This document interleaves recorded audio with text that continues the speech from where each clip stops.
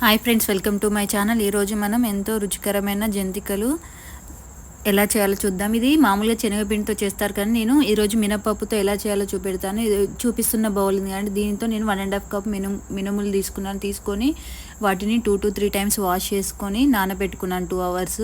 నానబెట్టుకోకుండా direct కూడా కుక్కర్లో వేసుకొని ఉడికించుకోవచ్చు.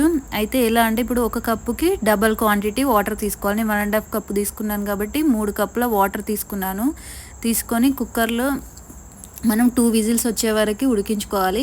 ముందుగా నానబెట్టుకుంటే 1 విజిల్ సరిపోతుంది. నానబెట్టుకోకుంటే 2 విజిల్స్ వచ్చే వరకు కుక్ చేసుకొని స్టవ్ ఆఫ్ చేసి దాంట్లో ప్రెషర్ పోయాక ఇలా క్యాప్ తీసేసి ఇప్పుడు చెక్ చేద్దాం. పప్పు చూడండి ఏ కన్సిస్టెంట్, చాలా మెత్తగా ఉడకాలి పప్పు అనేది, మినపప్పు అనేది. ఇలా ఉడికిన తర్వాత దీన్ని చల్లారే వరకు మనం ఇప్పుడు ఒక బౌల్ తీసుకొని దాంట్లో బియ్యపిండి తీసుకుందాం. నేను 6 కప్పుల బియ్యపిండి తీసుకున్నాను. అంటే ఒక కప్పుకి 4 కప్పుల బియ్యపిండి తీసుకోవాలి. ఇప్పుడు దీంట్లోకి 1 టేబుల్ స్పూన్ వాము, జీలకర్ర, 2 table spoons salt, 1/2 table spoon కారం, సాల్ట్ తీసుకున్న తర్వాత 1/2 టేబుల్ స్పూన్ కారం తీసుకున్నాను.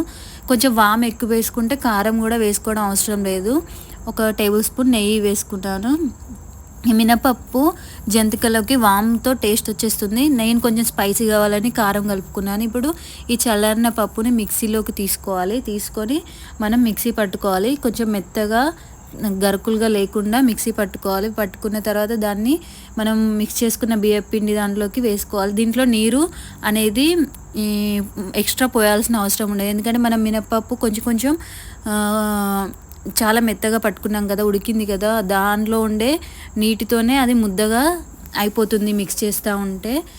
దీన్ని మరీ గట్టిగా ముద్దగా చేసుకోకూడదు, కొంచెం స్మూత్గానే చేసుకోవాలి. మరీ గట్టిగా చేసుకుంటే జంతికలు అనేవి సరిగ్గా రావు, కాబట్టి స్మూత్గా కలుపుకోవాలి పిండిని. కలుపుకున్న తర్వాత ఇప్పుడు ఒక జంతికల గొట్టం తీసుకొని 3 హోల్స్ ఉన్నది తీసుకొని దానికి ఆయిల్ అప్లై చేయాలి. ఆయిల్ అప్లై చేయడం ద్వారా మనం జంతికలు ప్రెస్ చేసేటప్పుడు మనకు హార్డ్గా లేకుండా ఈజీగా వచ్చేస్తాయి. ఆయిల్ అప్లై చేసుకొని ఇప్పుడు మనం ఏం చేయాలంటే ఒక కడాయి తీసుకొని దాన్ని హీట్ చేసుకొని దాంట్లోకి డీప్ ఫ్రైకి సరిపడా ఆయిల్ తీసుకున్న తర్వాత ఇప్పుడు మనం జంతికల గొట్టంలోకి పిండి ముద్దను రెడీ చేసుకోవాలి. ఆ జంతికల గొట్టానికి సరిపడా పిండి ముద్దను తీసుకొని జంతికల గొట్టంలో పెట్టుకున్న తర్వాత మనం జంతికల్ని ప్రెస్ చేసుకోవడం. ఒక ప్లేట్ తీసుకొని దానికి ఆయిల్ అప్లై చేసి ఇలా చిన్న జంతికలుగా చేసుకోవచ్చు. మినపప్పు కాబట్టి ఈజీగా వచ్చేస్తాయి, స్టిక్కీగా ఉండదు. చూడండి అలా చేయితో తీస్తే వచ్చేస్తుంది. ఇప్పుడు ఆయిల్ హీట్ అయిన తర్వాత మీడియం ఫ్లేమ్లో పెట్టుకొని ఒక్కొక్క జంతికను అందులో వేసుకున్న తర్వాత ఇప్పుడు మనం వేయగానే టర్న్ చేయకూడదు, ఎందుకంటే అవి ముక్కలుగా అయిపోతాయి. కొంచెం బబుల్స్ తగ్గిన తర్వాత టర్న్ చేసుకుంటే చూడండి ఇలా టర్న్ చేసుకోవాలి. అలా టర్న్ చేస్తూ జంతికల్ని ఫ్రై చేసుకోవాలి. ఇందులో ఉండే బబుల్స్ అనేవి తగ్గే వరకు ఇలా ఫ్రై చేస్తూ ఉండాలి. జంతికలు కూడా గోల్డెన్ బ్రౌన్ వచ్చే వరకు అలా ఫ్రై చేస్తూ ఉండాలి. చూడండి ఎంత బాగున్నాయో చూడడానికి.